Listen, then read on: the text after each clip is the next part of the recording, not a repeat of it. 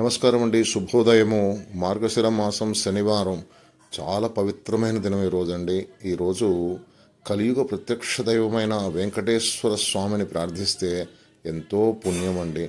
కలవు వెంకటనాథ అంటే మన అందరి కష్టాలను తీర్చడానికి, ధర్మ మార్గంలో అందరినీ నడపడానికి ఆ దేవదేవుడైన వెంకటేశ్వర స్వామి తిరుపతి తిరుమలలో వెలసి ఉన్నాడండి.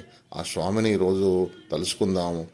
వజ్రకవచ స్తోత్రం అంతకంటే మించింది లేదండి. మన్ని అన్ని విధాలా కాపాడే స్తోత్రం అది.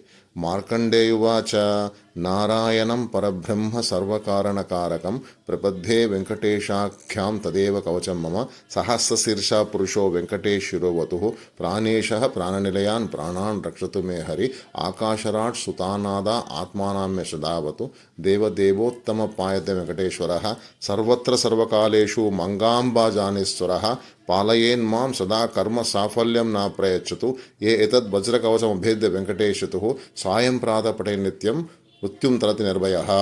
ఏడుకొండలవాడ వెంకటరమణ గోవింద గోవింద అని ప్రార్థిద్దామండి. మనం రక్షణ పొందుదాం.